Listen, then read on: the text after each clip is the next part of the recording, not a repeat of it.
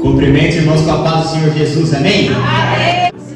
Eu estava pesquisando em Deus uma palavra para estar trazendo para a igreja essa manhã, e o Senhor me levou até Números, no capítulo 21.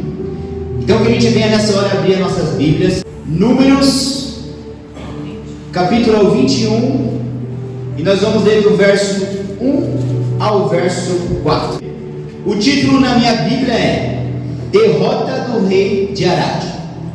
Ouvindo o cananeu, rei de Arade, que habitava no Neguebe, que Israel vinha pelo caminho de Atarim, pelejou contra Israel e levou alguns deles cativos. Então Israel fez voto ao Senhor, dizendo: se de fato entregares este povo nas minhas mãos, destruirei totalmente as suas cidades. Ouviu, pois, o Senhor a voz de Israel e lhe entregou os cananeus. Os israelitas os destruíram totalmente, a eles e as suas cidades, e aquele lugar se chamou Horma. Então partiram do monte Or pelo caminho do Mar Vermelho, a rodear a terra de Edom. Porém o povo se tornou impaciente no caminho. Amém? Pode tomar o seu lugar em nome de Jesus. Igreja, o título dessa mensagem é o seguinte: como receber a vitória de Deus em meio às batalhas. Então nessa manhã nós vamos aprender um passo a passo bíblico de como receber a vitória de Deus em meio às nossas batalhas. Talvez você chegou aqui, entrou por essas portas dessa igreja nessa manhã, passando por muitas batalhas, passando por muitas lutas, passando por muitas dificuldades. E nessa manhã o Senhor vai te ensinar a como receber vitória da parte de Deus nessa batalha, nessa luta e nessa prova que você está enfrentando na sua vida. E nós, observando esse texto, nós acabamos de ler que existia um cananeu. E nós vemos que aqui está tendo uma guerra e uma luta entre o cananeu com Israel. Então nós vemos uma guerra entre um povo adversário, nós vemos uma guerra entre um povo estranho e o povo de Deus. Dentro dessa palavra, nós podemos dizer que o inimigo é o cananeu. E nós vemos aqui no verso número 1, que o cananeu, ele está buscando pelejar, e ele está pelejando contra Israel. Ao analisar esse texto, nós vemos um inimigo pelejando contra o povo de Deus. Então essa palavra, ela já logo se inicia com cananeu perseguindo e pelejando contra Israel. E na nossa vida, no nosso dia a dia, no nosso cotidiano, não é diferente. Se nós nos transportarmos para esse texto, nós somos Israel, que é o povo de Deus. E esse inimigo cananeu que está pelejando contra Israel, nós sabemos que é Satanás e seus demônios, que são os nossos adversários. Então a primeira lição que a gente tem que ter é que o inimigo, que é o Satanás, o nosso adversário, ele está buscando pelejar contra nós, que somos Israel, povo de Deus. Isso é muito claro, isso é muito certo, isso é falado constantemente na igreja. Só que na prática a teoria é outra. E por que na prática a teoria é outra? Porque uma coisa é você ouvir a mensagem pregada, outra coisa é na sua batalha no dia a dia, você trazer essa batalha para o ambiente espiritual. Eu quero deixar bem claro para você que aos olhos da carne é cananeu contra israelita, mas nos olhos espirituais é diabo contra o povo de Deus. Porque às vezes a gente está enfrentando batalha no nosso dia a dia, na nossa casa, na nossa família, no nosso casamento, no nosso trabalho, e a gente está achando que é uma guerra física, que é uma guerra carnal, que é uma guerra material. Só que nós temos que enxergar e ver que essa guerra é uma guerra espiritual, que essa batalha é uma batalha espiritual. diabo sabe que ele não tem como me atacar no plano espiritual se eu estou no material, se eu sou um ser humano que estou vivendo no plano físico. Então o que o diabo faz? O diabo ele começa a me atacar do plano espiritual no plano físico. Aí começa o problema na minha casa, começa o problema no meu trabalho, começa o problema na minha família, começa o problema na minha saúde.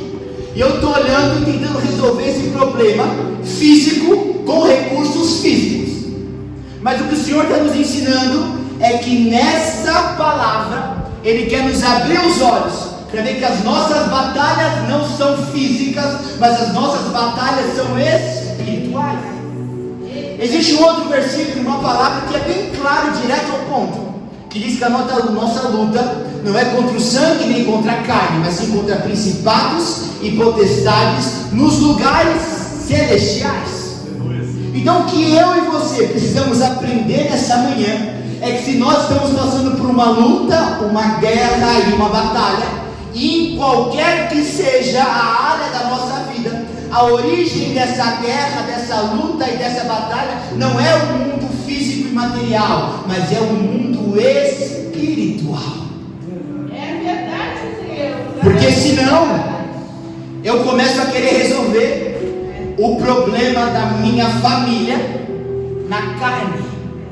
Senão eu começo a querer resolver o problema do meu trabalho na carne, com recursos materiais, com recursos da terra.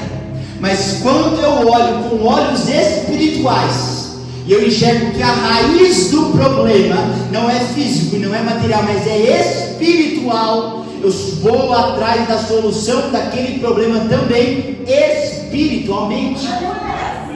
Então o que o crente tem que entender é que a Bíblia diz que o homem não recebe coisa alguma. Presta atenção aqui. Tem um versículo que diz assim: o homem não recebe coisa alguma se dos altos céus não lhe for dado. Então tudo quanto materializa na minha vida física é oriundo do mundo espiritual. Então se o homem não recebe coisa alguma se dos altos céus não lhe for dada, tanto as bênçãos como as batalhas não vêm daqui, mas vêm do âmbito e do ambiente espiritual. Então o problema que você está enfrentando no seu casamento não é no psicólogo, é no joelho. Ainda que o psicólogo seja muito indicado em muitos casos, mas ele por si só não resolve, porque a origem da batalha é espiritual. O problema do seu trabalho que você está enfrentando não é somente acordar às 3 da manhã ou ir dormir às 4 para resolver o problema. Como o próprio pastor já disse biblicamente, se possível trabalhar de dia e de noite para não ser pesado a ninguém. Mas o que adianta você querer resolver um problema no seu trabalho, onde a origem é espiritual, com recursos físicos? Eu não estou falando para ninguém não ir na terapeuta, eu não estou falando para ninguém não se esforçar no seu trabalho. Mas o que eu quero dizer é a origem de todos os problemas que você enfrenta é espiritual. Porque às vezes a gente fala, não, isso aqui não tem nada a ver com o espiritual. Isso aqui, essa área específica, esse problema específico, não tem nada a ver com o espiritual. Como que não tem nada a ver? Como que a gente é louco de achar que o que a gente enfrenta no dia a dia, não. Aqui é espiritual e ali não é, e tudo é espiritual. Se a Bíblia fala que o homem não recebe coisa alguma que dos altos céus não lhe seja dada, esse homem não recebe coisa alguma, significa que exatamente tudo é espiritual. Porque às vezes a gente acha que o homem não recebe coisa alguma e a gente fala, não, é as bênçãos, é as vitórias, é as bênçãos de Deus, é só as coisas boas. Não, quando fala coisa alguma, é um pacote que engloba as boas e as ruins. E a origem disso, quando fala o homem não recebe coisa alguma, são as boas e as ruins, se dos altos céus não lhe for dado, ou seja, tudo é espiritual e vem do mundo e do plano espiritual. Desde a dor de cabeça até o problema maior, porque a Bíblia fala que até os cabelos da nossa cabeça estão contados, ou seja, é o mundo espiritual analisando o mundo físico, contabilizando o mundo físico, falando até o cabelo da cabeça é daqui de cima. Aleluia. Até o mínimo detalhe é espiritual. Então eu precisei dar toda essa volta e fazer toda essa introdução para falar rasgado para você agora, para ver se você entende. O problema que você está enfrentando na sua casa é espiritual, não é físico. O problema que você está enfrentando no seu trabalho não é físico, mas é espiritual. Não tem problema que você está enfrentando hoje que seja físico. Todos eles têm uma origem espiritual. Então por que a gente apanha tanto? Porque, gente, níveis, mundos diferentes. Então não tem como a gente se proteger, nem tampouco atacar no mundo espiritual com ferramenta física. Então se eu tenho o diabo, vem da onde que ele pode atacar na minha vida para me conturbar? Aí ele mira na família, pum, ele acerta. Aí ele mira no trabalho, pum, ele acerta. E eu estou querendo pegar o homem e levar no terapeuta, somente. E eu estou querendo pegar e tentar resolver com recurso humano. Ai, eu preciso acordar mais cedo, eu preciso dormir mais tarde, somente. Sendo que o ataque é espiritual. Então se eu não estou me movimentando espiritualmente, eu não consigo nem me proteger e nem atacar. Porque se o diabo está me setando com setas espirituais que batem no mundo físico, eu não vou conseguir nem me proteger, nem contra-atacar ele, disparando contra ele ferramentas carnais e físicas. Ou você acha que o diabo tem medo de terapeuta? Ou você acha que o diabo tem medo de que você acorda 3 horas da manhã e trabalha até 3 horas da manhã do outro dia? Ele olha e fala assim: eu tenho um ímpio que trabalha mais que você. Eu tenho um ímpio que vai mais no terapeuta do que você, que se esforça mais do que você. Coloca uma coisa na sua cabeça: o seu problema é espiritual. E o diabo não tem medo de nenhuma técnica ou ferramenta física e carnal que você implementa contra ele. Agora, quando ele vê um crente de joelho dobrado, quando ele vê uma mulher jejuando, quando ele vê um homem vindo para a igreja, quando ele vê uma pessoa lendo a palavra, aí ele fala, está começando a entender a origem do problema. Se eu tenho, imagina 2 lutadores. Imagina aqui, 2 lutadores em um ringue. Por acaso alguém já viu aqui aquele MMA, luta mista? Ontem eu estava assistindo isso na minha casa. Eu achei muito curioso, porque quando o lutador ele acerta o oponente e o oponente bambeia, ele vai para cima igual um tubarão quando sente cheiro de sangue. Ele não para de atacar até ou o outro bater, ou até o juiz entrar no meio, intervir e falar acabou. Então como que a gente consegue trazer isso para o mundo espiritual, já que a gente está falando de batalha? Se o diabo acertar o queixo do presbítero no casamento, você acha que ele vai ficar esperando eu me levantar? Ele vai acertar no casamento. Quanto mais eu bambear e menos eu ir atrás de recurso espiritual e continuar com o recurso físico, ele vai atacando as outras áreas, até ele nos nocautear. Então até quando você vai querer ficar lutando com técnicas e ferramentas físicas, quando o problema é espiritual? Se o problema é espiritual, você tem que abrir a caixinha espiritual e atacar. Você tem que entender que, querendo ou não, você está dentro de um ringue, porque a nossa luta não é contra o sangue nem contra a carne, mas sim com principados e potestades. Ou seja, a gente sem Jesus só está em desvantagem. A gente sem trabalhar espiritualmente, sem se proteger, sem atacar espiritualmente, a gente só está em desvantagem. Porque o inimigo é invisível, O ataque é invisível. Não é alguém que eu grudo, não tem como grudar, não tem como pegar. Você só vai se proteger espiritualmente. Então o que o Senhor está querendo nos dar de direção para início dessa palavra nessa manhã é: por favor, acorda. Por favor, acorda para a vida, cristão. Acorda para a vida. Porque senão eu sou atacado no casamento, eu falo assim: ai meu Deus, é que o meu marido acordou hoje com o bucho virado. Aí eu sou atacado no meu trabalho e falo: ai meu Deus, é que o meu chefe hoje não é o filho ou filha. O problema tem origem espiritual. Meu Deus! Você tem duas formas, e até um ímpio, essa frase é de um ímpio. Essa frase é de um ímpio, mas eu vou trazer, vai fazer muito claro para você. Um ímpio chegou a essa conclusão, e o crente ainda não.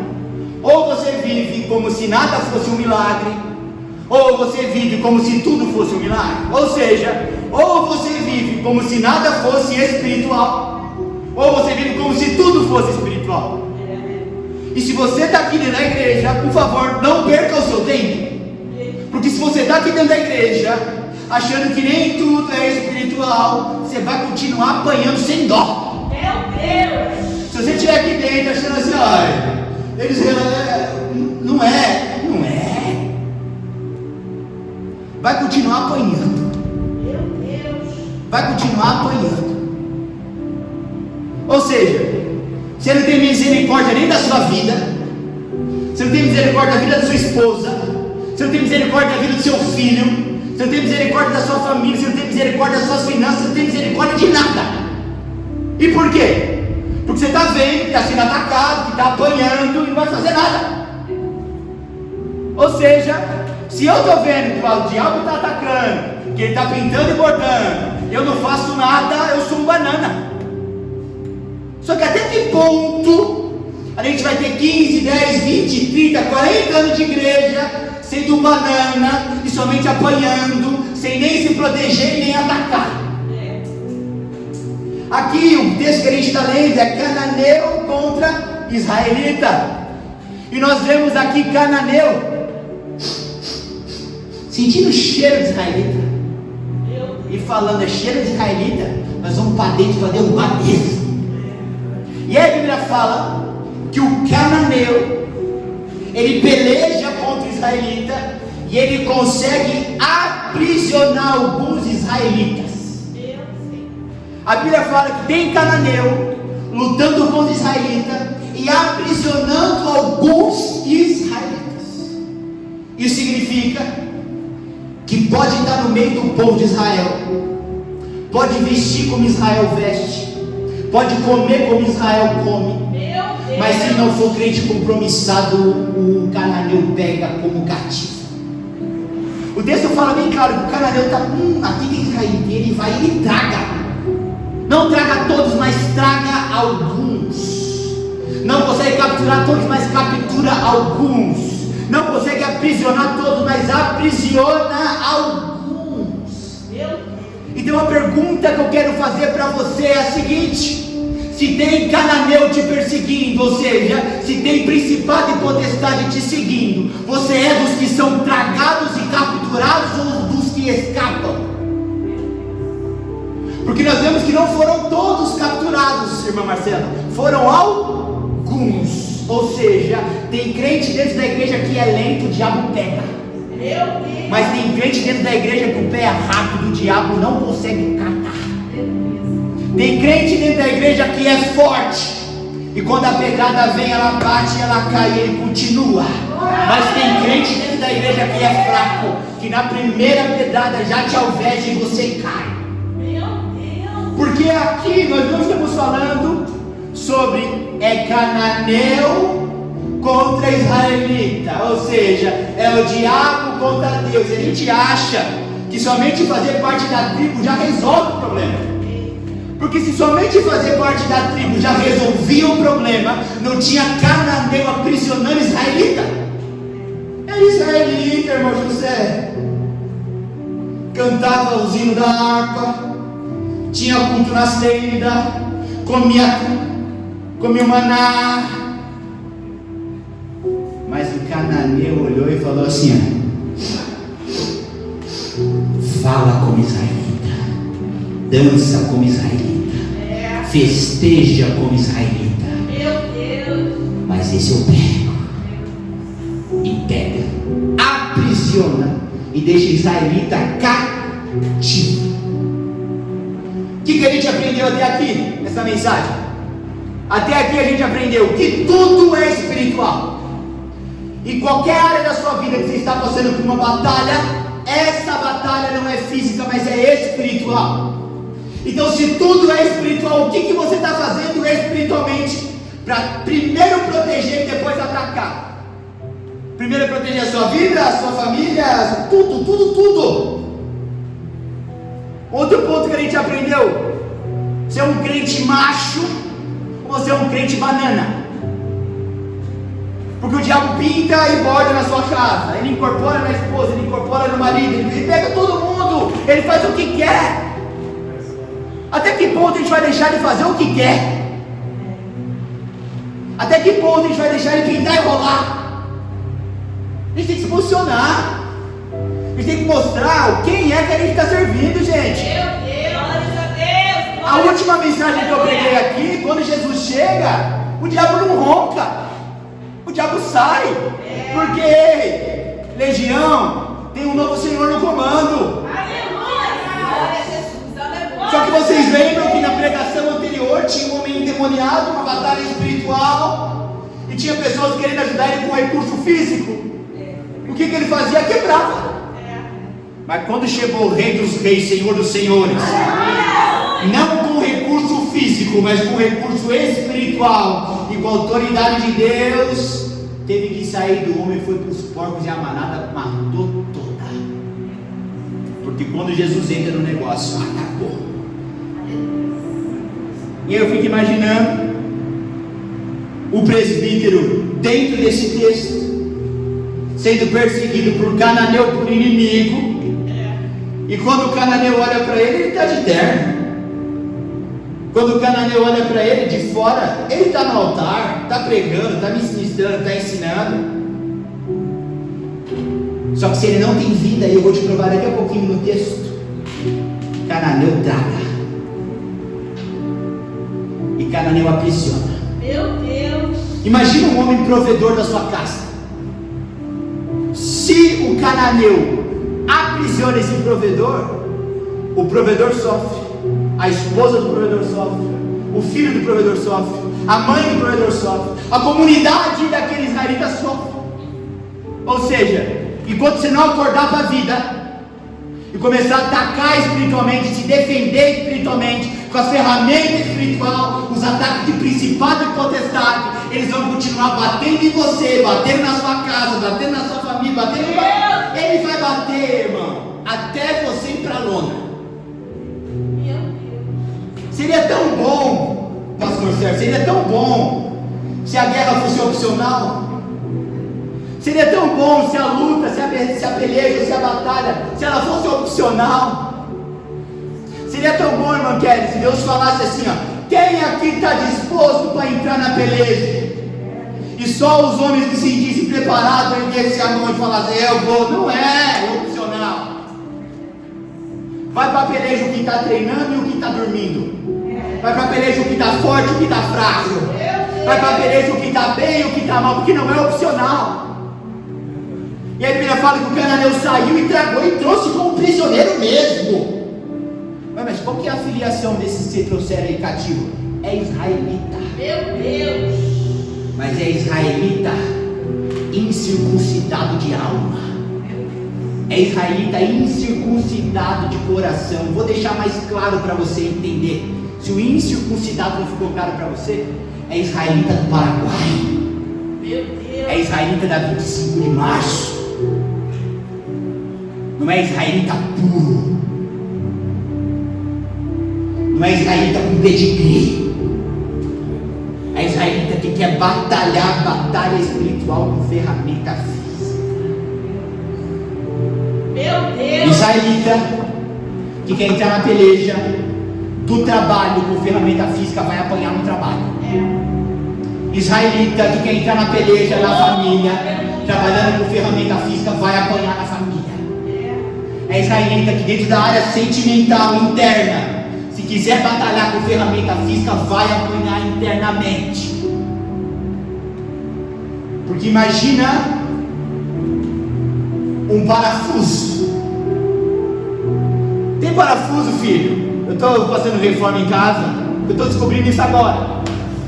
Se não tiver ferramentinha certa, você pode ter uma caixa, irmão José. A caixa é gigante, com tudo dentro.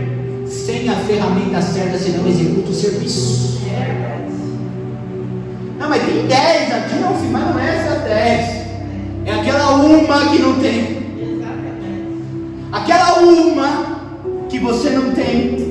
Não arranca esse parafuso da parede. Você pode martelar, mas não vai sair.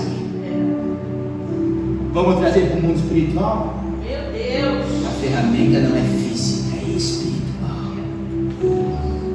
E é o que a gente tem que entender, pelo amor de Deus, o que a gente tem que entender é que ou a gente encara o mundo espiritual como sendo uma realidade mais sólida do que esse mundo físico, ou a gente pega a nossa maninha e sai da igreja. Meu Deus. Porque senão eu vou continuar apanhando, eu vou continuar não dando resultado, eu vou ser o joio no meio do trigo, eu vou ser o bode no meio das ovelhas, que nunca se converte, que nunca se movimenta espiritualmente. Você tem que entender que uma vez que você levantou sua mãozinha lá e falou assim: eu aceito Jesus como meu único Senhor e Salvador, você ergueu a mão para viver uma loucura. Eita glória, aleluia. Você não ergueu a mão para ver uma realidade onde tudo se encaixa. Não, você se jogou de cabeça numa loucura. Porque a Bíblia fala que muitos são salvos pela loucura da pregação. Aleluia. Para de querer vir para a igreja querendo que as coisas façam sentido. Você ergueu a mão para ver o sobrenatural. Aleluia. Você ergueu a mão para ver uma nova vida, para ver uma coisa que não faz lógica aos olhos humanos. Não faz lógica um homem de mais de 60 ser pai de nações. Não faz lógica um machado cair na água e o machado flutuar. Não faz lógica, pastor, um cego ser cego desde nascença, Jesus cuspir no chão, colocar barro no olho dele e ele enxergar. Não faz sentido a pessoa mergulhar 7 vezes no tanque e ser curado da lepra. Não faz sentido. Não faz sentido as pessoas estarem reunidas, 120 pessoas numa casa, vinha um vento impetuoso e eles começarem a falar em outras línguas. Não faz sentido. Não faz sentido as pessoas olharem para Jesus e falando com Ele e Ele ascendendo. Não faz sentido você chegar diante do túmulo dele e falar: ué, está vazio?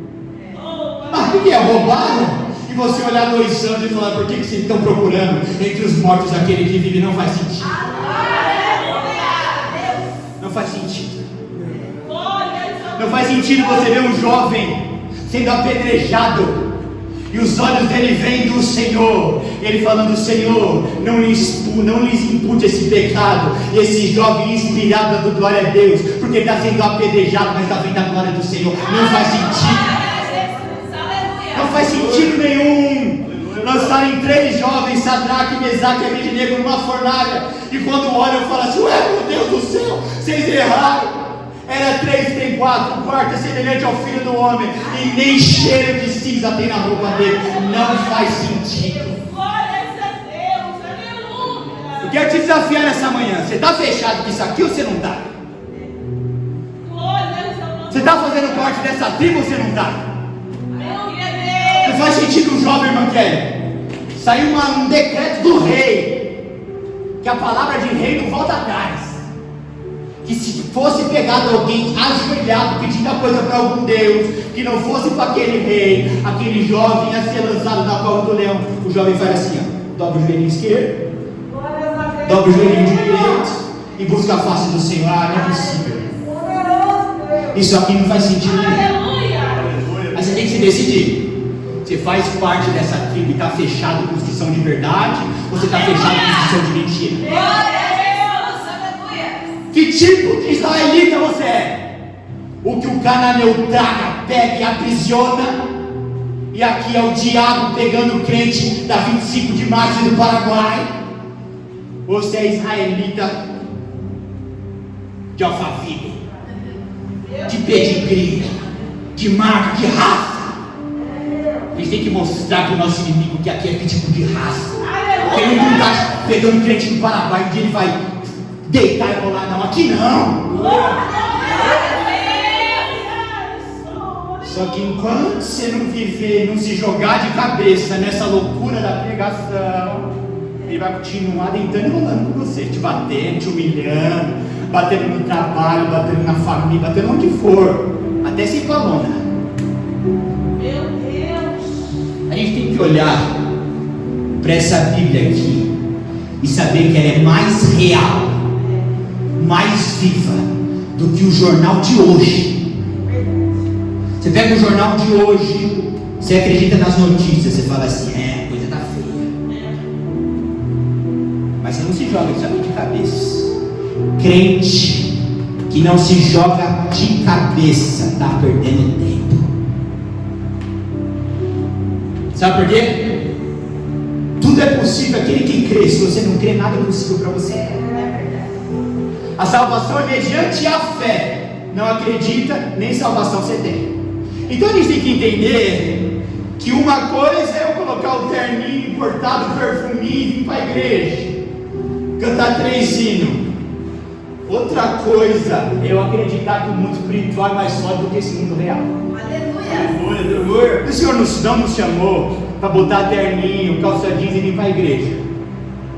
Ele nos chamou para viver a realidade da palavra. A gente tem que entender que sim, a gente é estranho, sim, a gente é maluco, sim, a nossa esperança não está nessa terra, e que sim, a gente vive o sobrenatural. Aleluia! Que no meio dos que estão fechados com Jesus, paralítico anda, aleluia, cego enxerga de novo, morto ressuscita. Não é ferramenta e instrumento terreno, filho, é ferramenta e instrumento espiritual. Só que enquanto você não acredita nessa realidade, você é o israelita que Cananeu traga. Um pouquinho mais para frente. Um pouquinho mais para frente no texto, super fácil a gente acompanhar, que são só 4 versos. A Bíblia fala que Israel está perdendo, Israel está apanhando, e tem israelita sendo levado cativo. Até que Israel decide fazer um voto com Deus. E a Bíblia fala que quando Israel decide fazer um voto com Deus, quando Israel decide se comprometer com o Senhor, quando Israel decide tomar posição, acabou a perseguição de Cananeu. E o mesmo Cananeu que estava perseguindo, agora é israelita imolando o Cananeu com espada. Mas o que gerou essa transformação? Aleluia! O que gerou essa mudança de quadro? O que gerou antes perseguido, agora perseguidor para o povo de Israel? Posicionamento. A Bíblia diz no verso 1 que o Cananeu está perseguindo Israelita e tragando alguns. No verso 2, a Bíblia fala que Israel cansa. E é isso que eu quero fazer com você hoje. Você tem que chegar aqui hoje e falar assim: cansei. Assim como Israel no verso 2 fala assim: cansei de apanhar. Você tem que sair dessa igreja hoje falando: cansei de apanhar. Aí no verso 2, do 2 para 3, Israel fala assim: cansei de apanhar. Vou fazer um voto com o Senhor, vou me posicionar diante desse Deus. E a Bíblia fala que Deus escuta esse posicionamento, enxerga esse posicionamento de Israel, e Deus muda a história, muda o cativeiro de Israel. Glória a Deus. E aí aquele cananeu que estava perseguindo Israel como um leão, vira um gatinho imolado, um matadouro. Israel passa a espada dele e mata. Eu preciso deixar claro para você que a mudança em Israel não aconteceu aumentando o número de soldados. A mudança de Israel não aconteceu dando mais carne para o soldado comer e poder para fazer barra, flexão, vamos ficar mais forte, não foi. A mudança aconteceu quando Israel no coração falou assim: chega, vou me posicionar diante desse Deus, vou fazer um voto com esse Senhor e vou seguir Ele à vera. A Bíblia diz que quando Israel se posiciona dessa maneira, Deus transforma o quadro, Deus transforma a situação. Quando Israel decide se posicionar diante de Deus e ter vida, Deus muda a história daquele povo. Aleluia. E aqueles que antes estavam perseguindo eles, agora são imolados e mortos por eles, por intermédio deles. A Bíblia fala que Deus olha para o posicionamento de Israel. Sabe o que Deus faz? Deus entrega os cananeus na mão dos israelitas. Olha aqui para mim. Israelitas sendo perseguidos no mundo físico e apanhando. Israelitas se posicionando espiritualmente. E como consequência, israelitas vencendo e triunfando no mundo físico. Quando você se posiciona no mundo espiritual, Deus começa a mudar a batalha física que você está enfrentando. Aleluia. Vou falar de novo porque você não pegou. Quando você se posiciona espiritualmente para servir a Deus à vera, Deus muda a história da batalha física que você está enfrentando. Por acaso vocês viram Deus perguntando qual que era o adversário? Por acaso vocês viram Deus perguntando qual que era a batalha? Por acaso vocês viram Deus fazendo conta? Se ele dava conta de acabar com aquela situação? Gente, pelo amor de Deus. Senhor, é teu povo. Senhor, você tirou eles lá do Egito. Senhor, o Senhor manda maná todo dia de manhã para eles. Não esquece nenhum dia. Mas enquanto não se posiciona, vai ter maná de manhã, mas vai continuar perdendo no campo de batalha. Glória a Deus. Senhor, mas o Senhor tirou eles lá da mão dos estrangeiros, dos egípcios. Tirei e estou com eles aqui. Mas enquanto não se posiciona, mesmo eu tendo tirado da lama, vai continuar apanhando. Porque às vezes a gente acha que só porque Ele tirou a gente do Egito, a gente já chegou em Canaã. Às vezes a gente acha só porque Ele já nos resgatou, e só porque tem maná de manhã, nós já chegamos no alvo. E não. Pode ter saído do Egito, pode ter queimado os ídolos, pode ter Canaã, pode ter maná, quentinho, fresquinho, todo dia de manhã. Por que Deus falou para eles não guardar maná? Porque a Bíblia fala que quando Deus começou a dar maná para eles, assim, você não precisa guardar isso aqui não. Por quê? Porque amanhã tem mais. Porque amanhã tem mais. Porque amanhã tem mais. Porque quando eu guardo maná, eu estou confiando no recurso que eu guardei e não na provisão dele. É por isso que ele falou assim: não vai guardar maná, não vai fazer. Não vai guardar. Porque amanhã tem mais. Aleluia. Só que a gente dá glória a Deus e aleluia. No amanhã tem mais. Mas esse mesmo povo que vivia o amanhã tem mais, estava perdendo batalha, porque tinha maná de manhã, saiu do Egito, mas ainda não tinha posição. E aí você fala assim: eu era da macumba, Deus me tirou. Eu era fumador de pedra, Deus resgatou. Eu cheirava pó, Deus salvou. Eu traía minha esposa, não traio mais. Eu recebo provisão dele todo dia, ele me prosperou financeiramente, aleluia, glória a Deus. Só que Deus fala assim: te tirei do pó, te tirei da mulher, te tirei da vida bandida, te dou provisão todo dia, te abençoei. Você não tinha antes, você tem hoje. Mas enquanto você não se posicionar espiritualmente, vai continuar apanhando. Meu Deus. E eu vejo o povo no dia de chegar, no dia do basta. Sabe quando está faltando só uma gota para transbordar? Foi esse dia para Israel. Eles falaram assim: chega, nós vamos fazer um voto com esse Deus, nós vamos servir esse Deus, nós vamos parar de brincar com esse Deus, vamos levar a sério esse Deus. Eu já estou cheio dele aqui. Aleluia! Aí a Bíblia fala que desde aquele dia Deus mudou o cativeiro daquele povo. Quem estava perseguindo,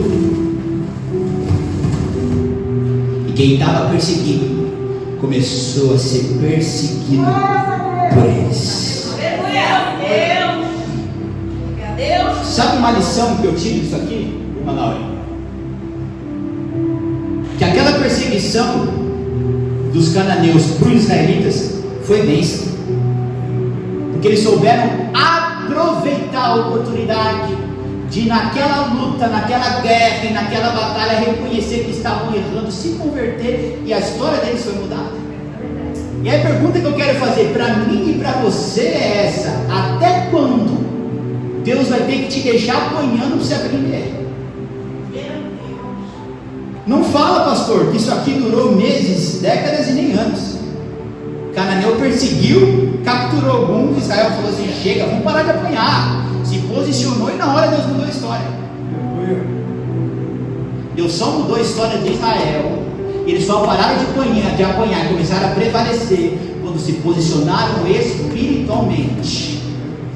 Se Deus não passou a mão na cabeça desse povo, que dirá do presbítero? Que dirá passar a mão na minha cabeça e na sua cabeça?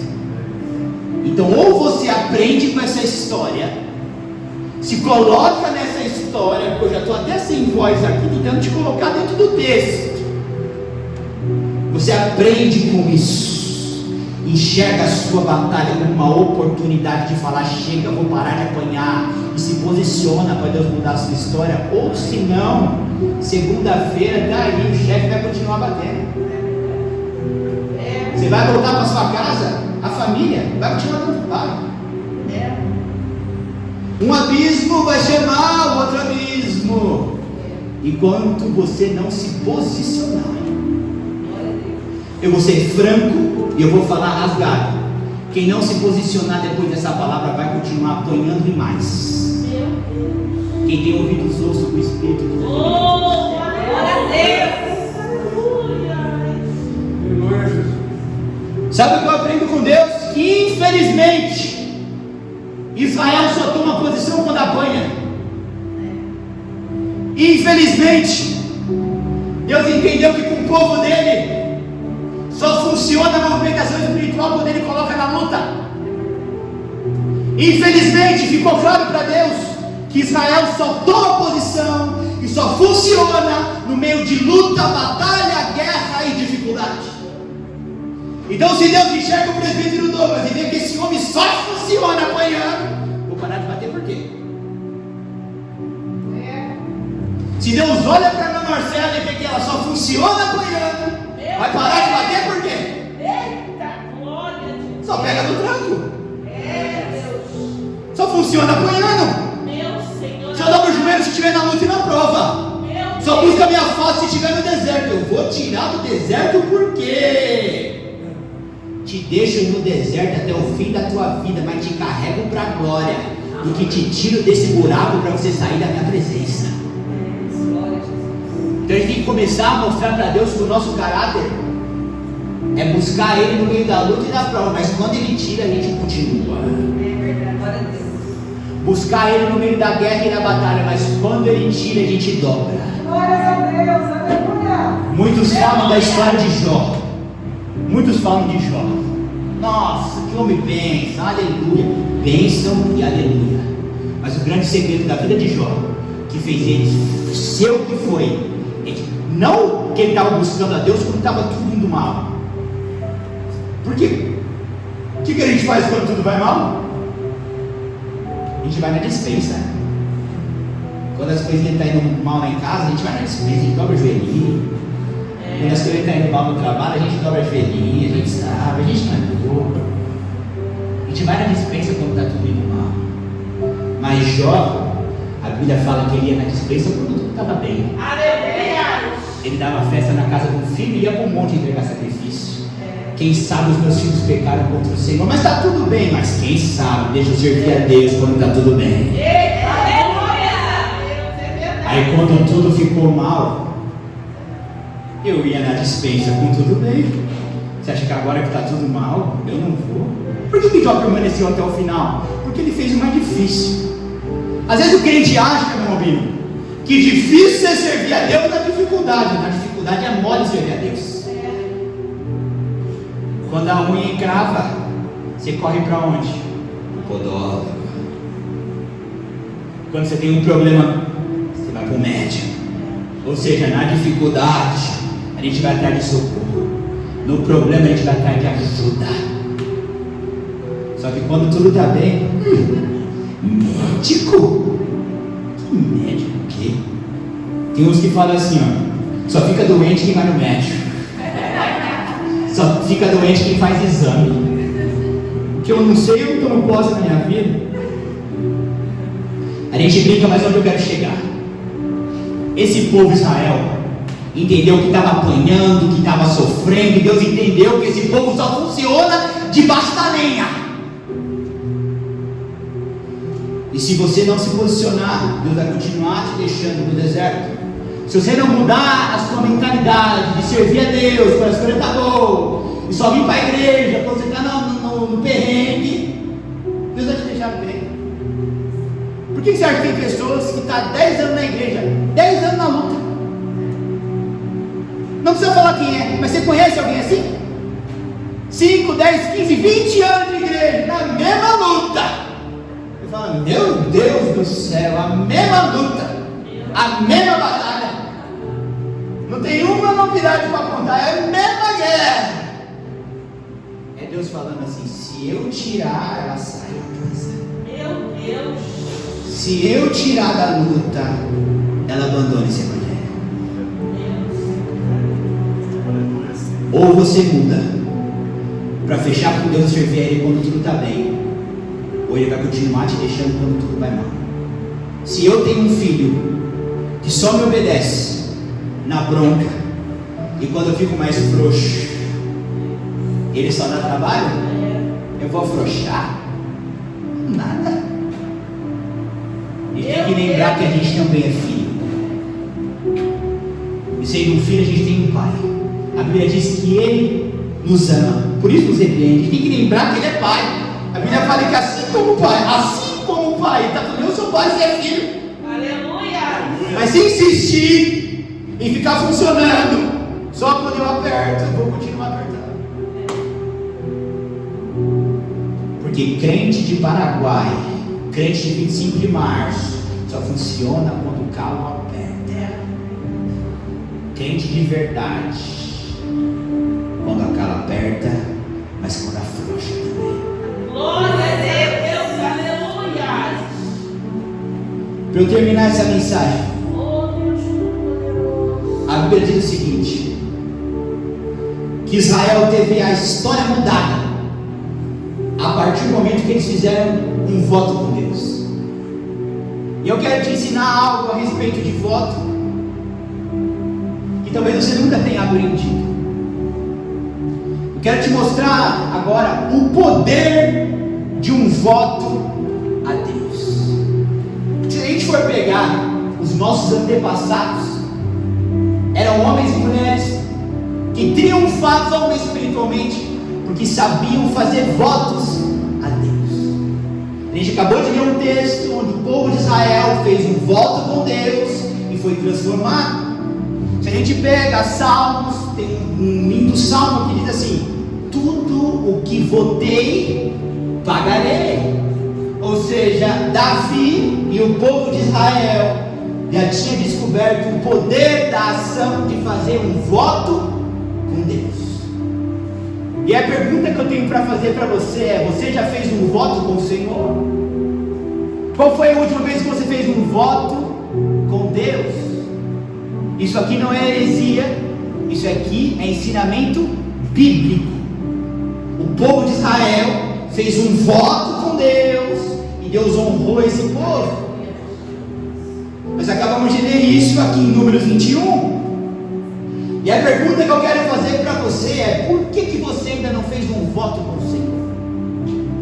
Israel chegou diante de Deus e falou assim: Senhor, se o Senhor nos entregar esses inimigos, nós mataremos a todos eles. E aí a Bíblia diz, nós acabamos de ler, que quando esse povo faz um voto com Deus, Deus escuta a oração desse povo e abençoa esse povo. Eu não sei se você lembra, Aleluia. mas Ana estava orando a Deus pedindo um filho. Orava, orava e orava e não recebia nada. O segredo de Ana não está na oração, está no voto. Glórias a Deus. A Bíblia fala o seguinte: Ana está diante do sacerdote orando. O sacerdote fala assim: essa mulher está embriagada, que ela só está mexendo o lábio, não sai som da sua boca, está bêbada. Aí ela fala: não, sua serva não está bêbada, sua serva está contrita. Irmão Eduardo, Ana orou um mês, Deus falou não. Orou um ano, Deus falou não. Orou uma década, imagine, Deus falou não. A resposta de Deus para ela foi não. E aí às vezes a gente acha que o segredo de Ana foi a oração. Então a gente olha para a vida de Ana, irmão Albino, e fala assim: aquela mulher foi atendida por Deus, socorrida por Deus, porque ela orou. Não, porque ela ficou muito e muito tempo orando e não sendo atendida. Mas teve um dia que aquela mulher, junto com a sua oração, ela fez um voto. E ela falou assim para Deus: Senhor, eu não quero um filho. Mas ela falou assim, irmão Rosângela: se tu me deres um filho, eu te devolvo o homem de Deus. Aleluia. E a Bíblia fala que naquele dia ela recebeu a vitória. Naquele dia ela recebeu a promessa. Glória. Naquele dia ela recebeu a bênção. Então o que tem aqui para mim e para você aprender? Que às vezes eu estou insistindo na oração como Ana, e por conta disso eu não estou tendo resultado na minha vida. Você acha que naquela batalha Israel também não estava pedindo livramento para o Senhor? Estava. Mas alguns foram tragados. A Bíblia diz que o que mudou a história de Israel nesse texto e fez com que Deus atendesse, ouvisse a oração deles e mudasse a história deles, não foi somente a oração, mas foi a oração acompanhada de um voto. Aleluia. Senhor, se o Senhor me entregar esses inimigos, nós vamos matar todos. E a Bíblia fala que o voto potencializa a oração de Israel. Deus escuta a oração de Israel, Deus atende a oração de Israel e transforma a oração de Israel. A oração é eficiente, mas em alguns casos, de acordo com a Bíblia, a gente tem que incendiar essa oração com um voto. Quando eu olho para o texto, Israel incendiou a oração com um voto e Deus atendeu. E quando eu olho para Ana, Ana está orando sem resultado. Mas quando Ana acendeia a oração dela com um voto, Aleluia. Deus fala: vai dar luz e vai conceder. Glórias a Deus. Aleluia. Então, pelo amor de Deus, Pastor Sérgio, eu e os outros irmãos já ensinaram coisas sobre oração, que eu sei que você está praticando. Mas se ainda não teve resultado, aprenda com essas histórias e com esse texto. Incendeie a sua oração com um voto. Aleluia. Que o resultado vai ser diferente. Aleluia. Glória. Esse povo olhou para Deus e falou assim: ó, o voto é o seguinte, Senhor, se der o povo, a gente mata todo mundo. Deus ouviu a oração. Ana falou assim: Senhor, é o seguinte, Pai, se o Senhor me dá um filho, eu devolvo ele para o Senhor. Deus falou: vai conceber. Que voto que está travando a sua oração? Meu Deus. Que voto que você está precisando fazer que vai potencializar o resultado da sua oração? Aleluia. Se você entendeu que um voto pode potencializar, e olha, eu não estou falando, pelo amor de Deus, que às vezes tem algumas pessoas que viajam, às vezes acham que o voto é pegar um negocinho de dízimo e trazer aqui. A gente não está pedindo oferta para ninguém. Isso mesmo. A gente não está pedindo oferta. Eu não estou ensinando sobre oferta. Aleluia. Eu não estou ensinando sobre dinheiro. Porque a pessoa fala assim: nossa, irmão Flávio, estava tão boa a pregação do menino. Aí eu entendi que no final da mensagem ele estava querendo, não era pedir uma oferta, era o voto. O voto de 1000, não estou aqui falando de voto de dinheiro. Estou te ensinando o voto bíblico. Aleluia. O voto de Ana foi: se me der o filho, eu te devolvo ele. O voto de Israel foi: se nos der esse povo, a gente mata todo mundo. Esse voto que você está pensando em fazer é um voto entre você e Deus. A gente não está falando sobre recurso financeiro, é outra coisa. Se você está querendo potencializar a sua oração com um voto, faça esse voto com o Senhor. Aleluia. Porém, Ana fez o voto e cumpriu. Israel fez o voto e cumpriu. O Salmo diz assim: tudo que votei, pagarei. O voto pode potencializar a sua oração, mas ele precisa ser pago. E aqui eu agradeço a oportunidade em nome de Jesus.